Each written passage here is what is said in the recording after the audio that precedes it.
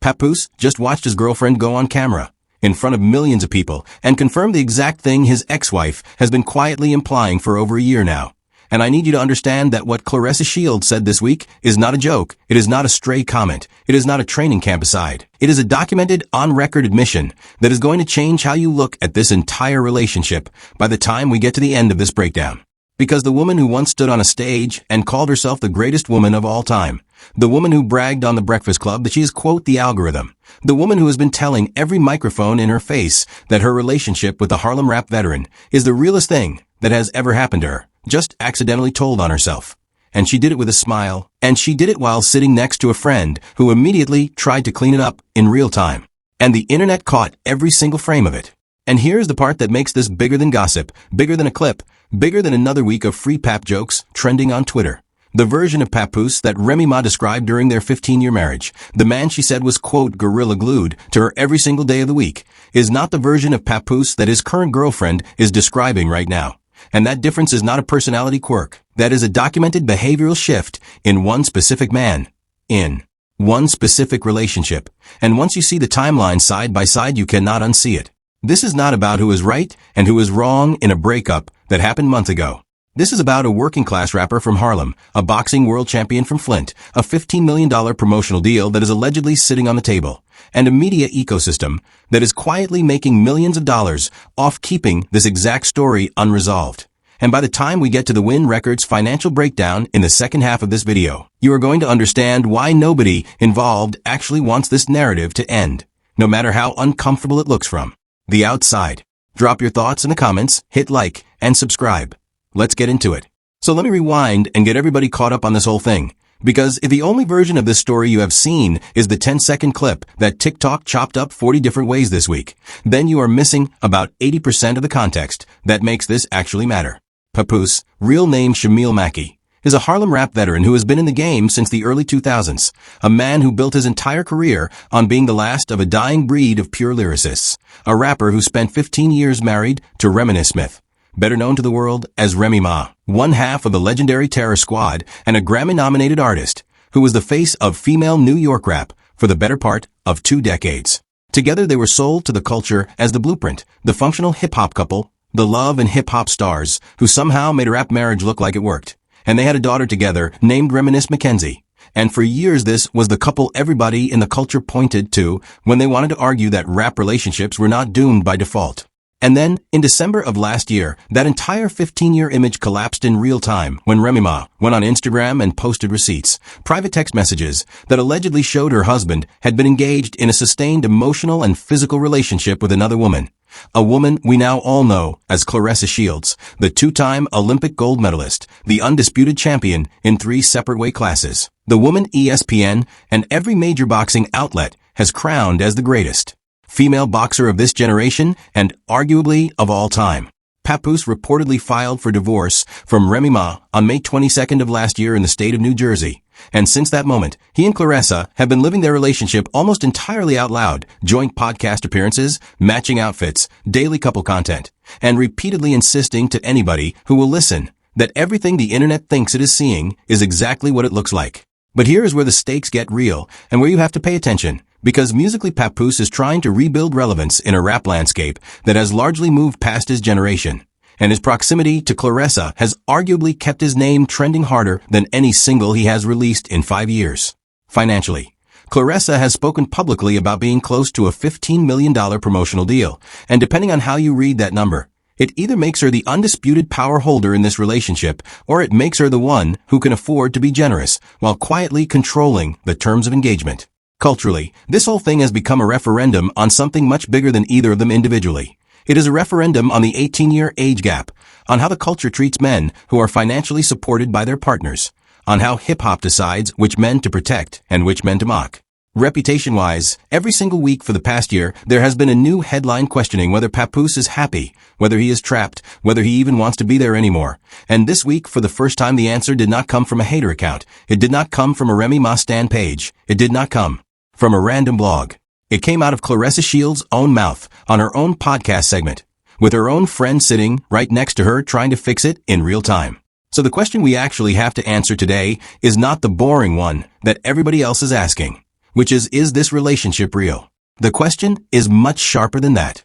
If the woman inside this relationship is the one telling you her own man does not want to be around her, what does she know about her own household that she is accidentally letting slip on camera? And why is nobody in this comment section connecting it to the exact thing Remy Ma already told us about who Papoose becomes when he is genuinely in love with somebody? Let's start with what is actually sitting in plain sight, because before we get into anything insider, anything cultural, anything that requires you to know somebody who knows somebody in the industry, I want you to just look at what has already been posted, publicly and verifiably, for any human being with an internet connection to go find right now.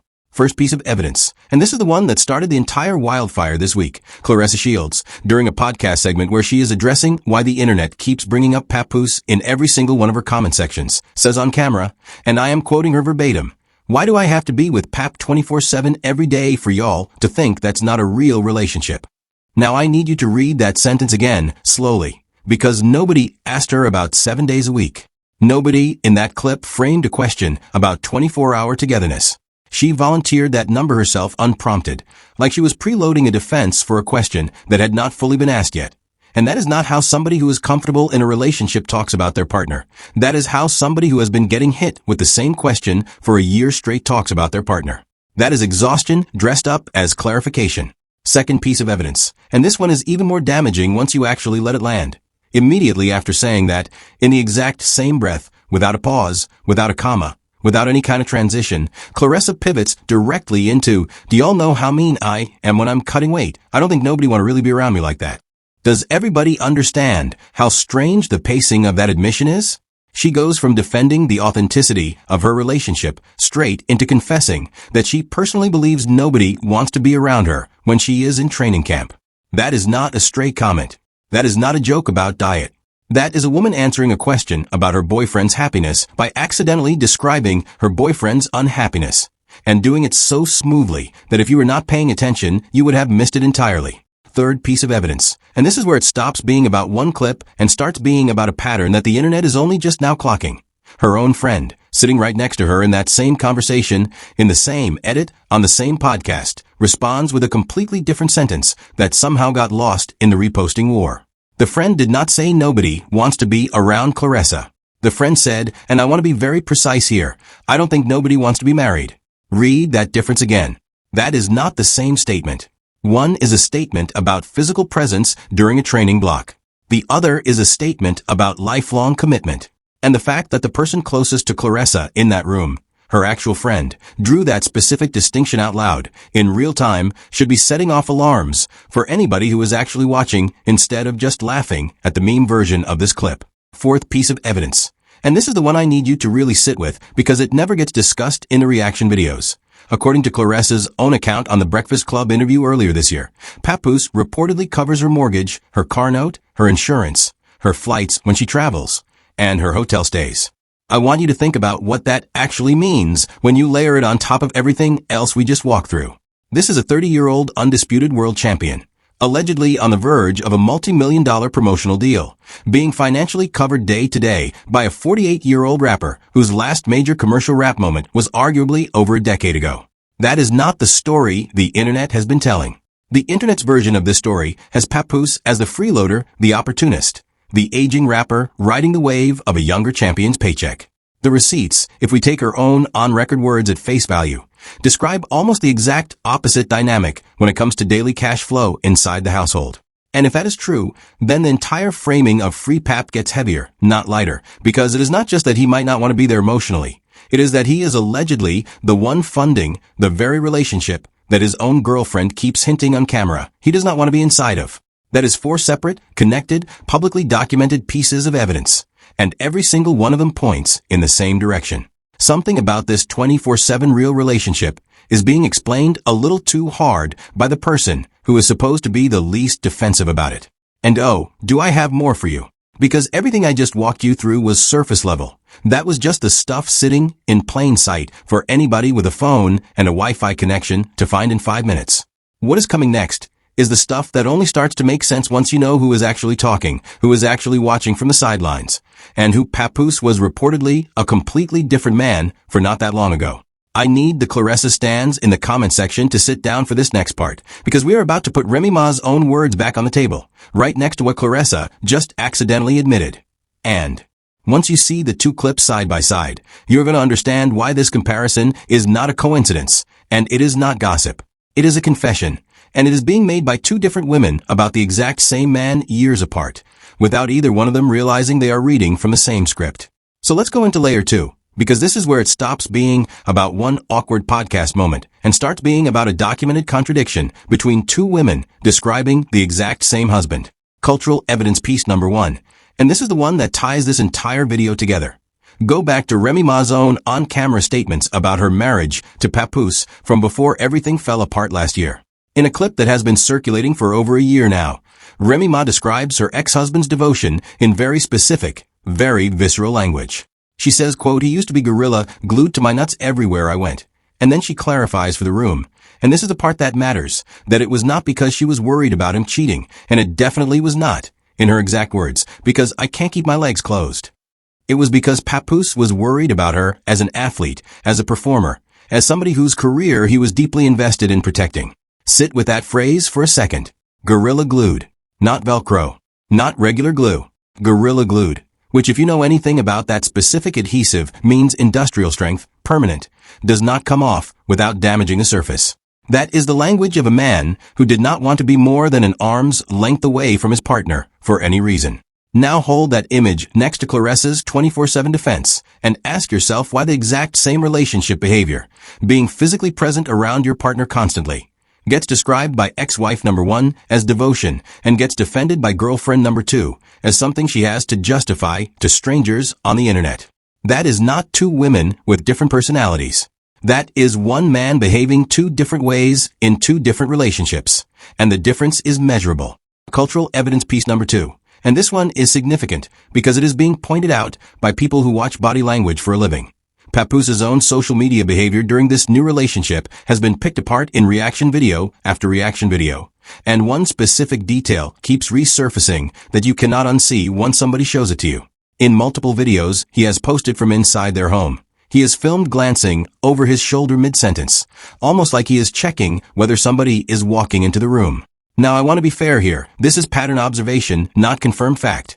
And I want to be careful about turning nervous energy into a diagnosis of an entire relationship. But once the internet started slowing those clips down and pointing at that specific tell, it became one of those things that stopped feeling accidental and started feeling like a signature. Cultural evidence piece number 3. And this one comes from inside the actual overlap between boxing and hip-hop business circles. When Papoose recently posted footage from a Puerto Rico boxing event connected to the Wynn Records banner, a business associate of Claressa's, publicly tagged as Khadijah, posted her own recap thanking specific people involved in the trip and shouting out Papoose by name, calling everything flawless, and referencing many more wins to come. Innocent on the surface, business as usual, except for one detail that a huge portion of the comment section immediately clocked, which is that Claressa herself was not on that trip. She was not photographed there. She did not appear in a single frame of the recorded content from that specific event, despite this apparently being a joint business trip connected to a promotional structure that her name is attached to. So now you have a situation where the man who supposedly cannot stand to be away from his girlfriend for even one day is traveling internationally, working closely with a female business associate, taking what the comments are calling exotic trips, while his girlfriend, the one who has publicly said she wants to have his baby, stayed home in Michigan. And before somebody in the comments says this is just business and I am reaching, I want to acknowledge the counterargument here, because a fair analysis has to. Yes, artists travel for work constantly without it meaning anything romantic or suspicious. And yes, business trips involving label associates are completely normal in the music industry. So on its own, this piece of evidence does not prove anything definitive. But that is exactly the point. It does not stand alone. It stands next to the 24/7 defensiveness, next to the nobody wants to be around me admission, next to the friends on camera correction about marriage versus presence. And suddenly, a single business trip stops being an isolated data point and becomes another beat in a rhythm the internet is starting to recognize. Cultural evidence piece number 4. And this is the one that actually shifted the entire cultural conversation this week. When Claressa's clip went viral, it was not just casual scrollers reacting. It was other women in the hip-hop and boxing spaces specifically zeroing in on the language she used, because I don't think nobody wants to really be around me like that, is not a joke about training camp discipline to a lot of listeners who have lived that exact dynamic. It is a confession dressed up as a joke, the same way people confess real insecurities by laughing at them first, so they can retreat into "I was just kidding" if the room reacts wrong. Multiple reaction accounts, multiple women-hosted podcasts, and multiple hip-hop clip pages picked up on this exact reading within 24 hours of the clip dropping. And they were not framing it as Claressa is intense in training camp. They were framing it as Claressa just told the world her man does not enjoy being around her, and she thinks it is funny. That is a real cultural shift in how this relationship is being interpreted. And it did not come from a hater channel or a Remy Ma loyalist. It came from women who watched the actual footage and heard something underneath the joke that a lot of casual scrollers missed on the first watch. Every single one of these 4 pieces of cultural evidence stacks on the last. And together they do not just suggest tension inside this household. They suggest that the difference between how Papoose behaved with Remy Ma and how he is being described now is not a coincidence of 2 different women's personalities. It might be a documented shift in one specific man. And that shift is exactly the kind of thing worth asking deeper questions about. Speaking of deeper questions, it is time we stop talking about who is clingy and who is not and start talking about the actual business machine sitting underneath this entire relationship.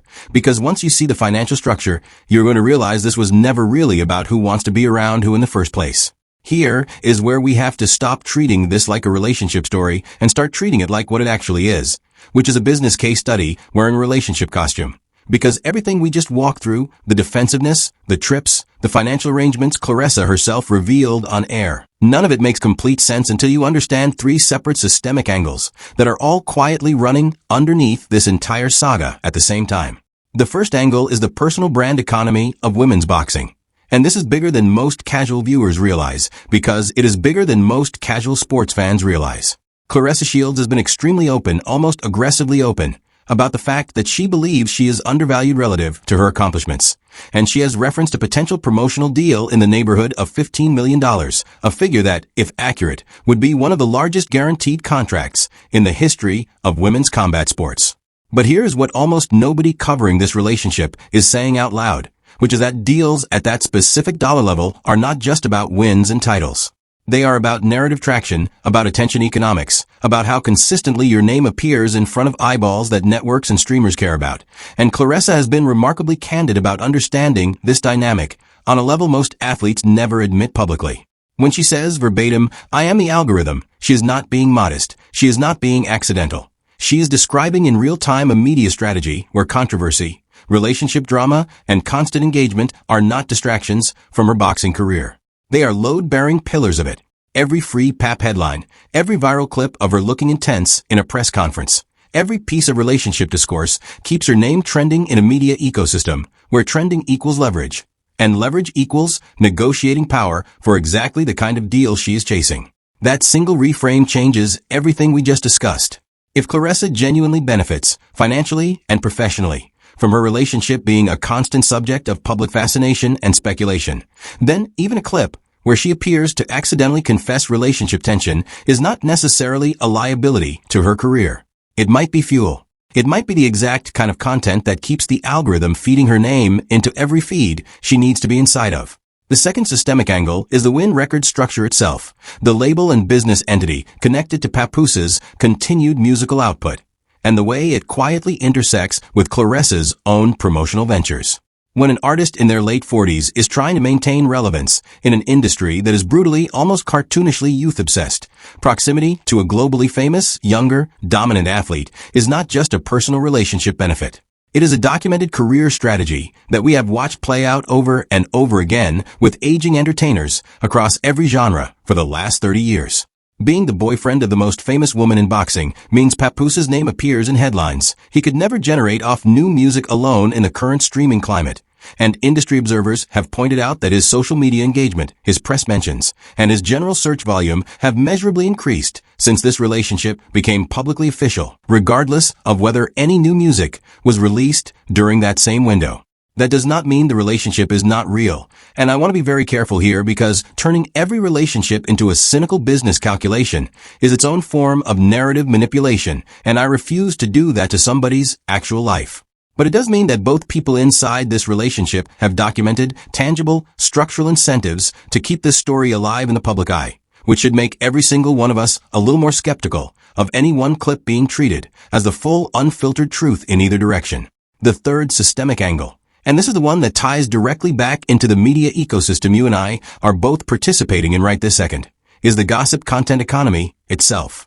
Channels, clip pages, podcasts, TikTok reaction accounts, and commentary creators across every single platform generate enormous engagement, specifically from relationship speculation involving Papoose, Claressa, and Remy Ma. And that engagement translates directly into ad revenue, sponsorship opportunities, and algorithmic favor for the creators covering it, myself included. And I am not going to sit here and pretend otherwise. There is a structural incentive across the entire content ecosystem to keep the story feeling unresolved, dramatic, and emotionally charged for as long as humanly possible. Because a resolved story stops generating clicks, and a happy couple who released a boring joint statement kills $100,000 worth of downstream content in a single afternoon. When you understand that three separate economic engines, Claressa's athletic brand value, Papoose's musical relevance strategy, and the broader hip-hop and boxing commentary economy, are all simultaneously benefiting from this exact narrative staying unresolved and dramatic, you start to see why nobody involved seems to be in any hurry to actually clarify anything definitively.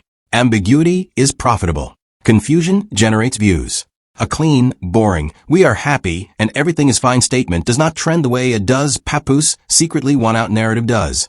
And every single person with a financial stake in this story, on every side of the camera, understand that math whether they say it out loud or not.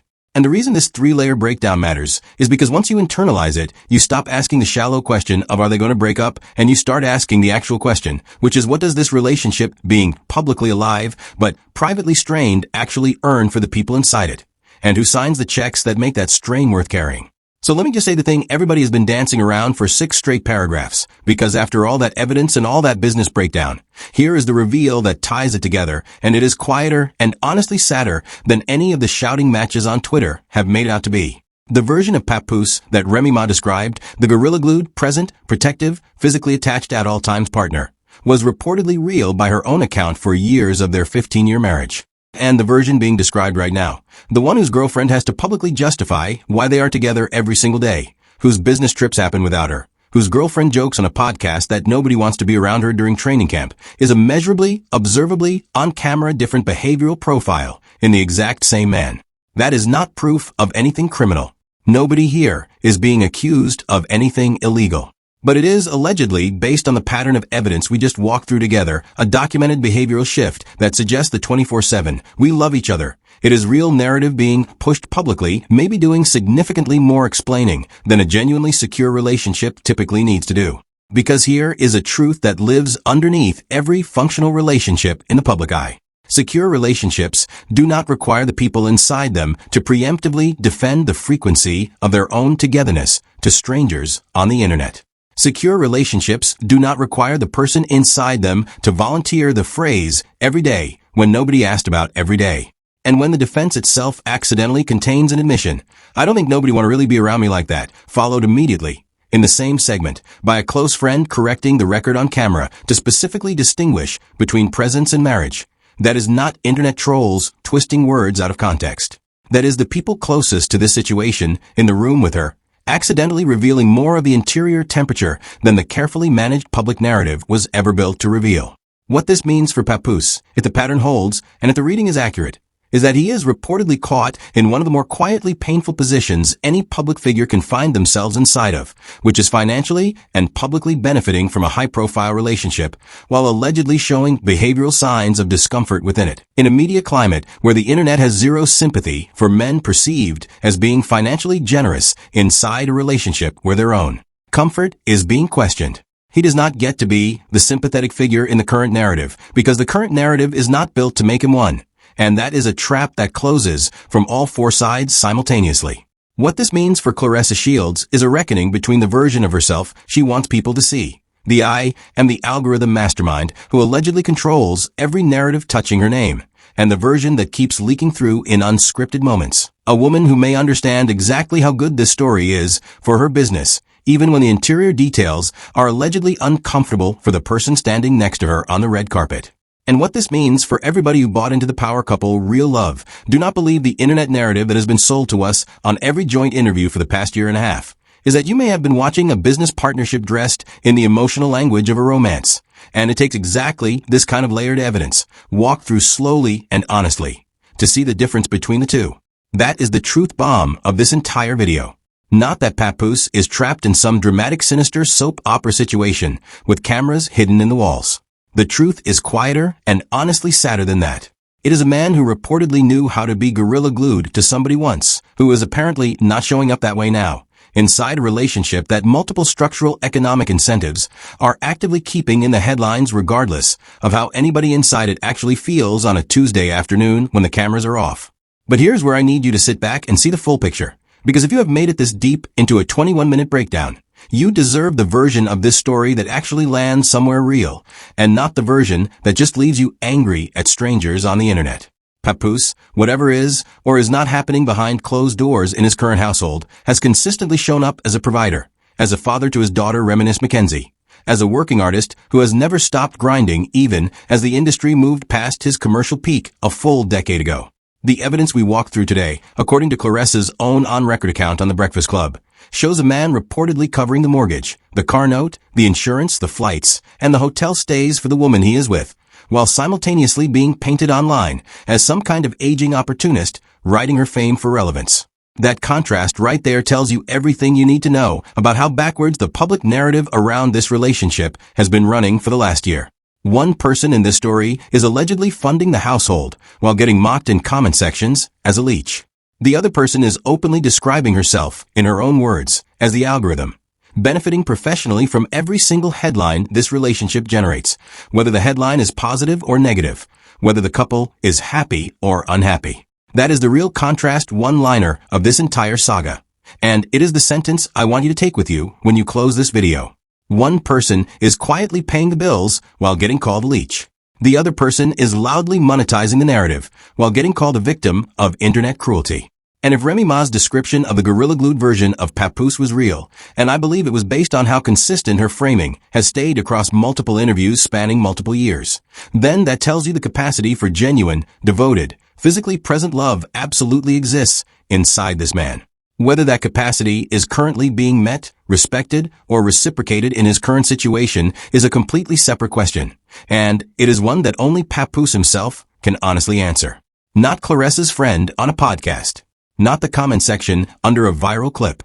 Not even you and me having this conversation right now. What I do know and what the evidence actually supports is that discipline, generosity, and quiet consistency tend to win out over time, even when they do not get the loudest headlines in the moment they are happening.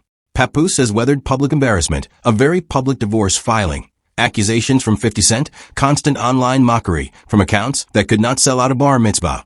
And he is still standing, still working, still providing, still showing up for his daughter, still building. That is the kind of pattern that ages well in this culture, even when the internet is not paying attention to it in real time. The people getting mocked in the comment section today are very often the same people who get the last laugh in the retrospective headlines 2 years from now, once the algorithm has moved on to its next controversy, and the receipts are the only thing left standing when the noise finally clears. Papoose does not need the internet to defend him because the work he has already put in, as an artist, as a father, as a working professional in a business that eats its veterans alive, is already the defense. He does not need to explain himself on a podcast. He does not need to justify his own presence in his own house. And that quiet, undefended, still showing up energy is going to be the thing that carries him through the next chapter of whatever this turns into, whether that chapter is with Claressa, without Claressa, or somewhere the internet is not currently looking at all. And I want to be honest with you before we wrap this up because this story is nowhere close to being over, and there are at least 2 specific developments you need to be actively watching for right now if you want to stay ahead of where this thing is headed next instead of finding out about it in a reaction video 3 days late. First, keep your eyes locked on the Remy Ma and Papoose divorce filing, because depending on how that legal process resolves over the coming months, and depending on what gets said publicly in the aftermath, we may get direct confirmation or direct denial of everything we walk through today, and it will be coming straight from the person with the least reason to protect either side of the current narrative. Second, watch very carefully what happens with Claressa's reported $15 million promotional deal. Because if that number becomes official and gets publicly announced with signed paperwork attached, it is going to tell us a tremendous amount about whether the relationship drama was genuinely functioning as narrative fuel for her business positioning exactly the way we broke it down in the systemic analysis section, or whether it was simply background noise around a separate legitimate, athletic accomplishment that would have happened regardless. Either way, this story is only just getting started. And if you do not want to miss the next reveal, the next receipt, the next contradiction between what gets said on camera and what the people closest to this situation actually let slip, you already know exactly what to do. Drop your thoughts in the comments, hit that like button, and subscribe to the channel. Because trust me when I tell you, the moment either one of these two developments breaks in public, I'm going to be the first voice in your feed breaking down what it actually means underneath the headline that everybody else is going to be repeating word for word without understanding it. And speaking of headlines that need actual breaking down, if you thought this video hit different, wait until you see what we found digging into the actual financial paperwork behind Claressa's reported deal structure. Because there is a specific detail buried in how modern boxing promotional contracts get built. A clause about narrative maintenance and public visibility obligations. That directly explains why staying at the exact center of relationship drama might be worth more to her bottom line than staying undefeated inside the ring. And once you see those numbers laid out side by side with the standard rate for a champion of her ranking, you are never going to watch one of these joint interviews or one of these podcast clips the same way ever again. That video is dropping next, and if you are not subscribed when it goes live, that is on you.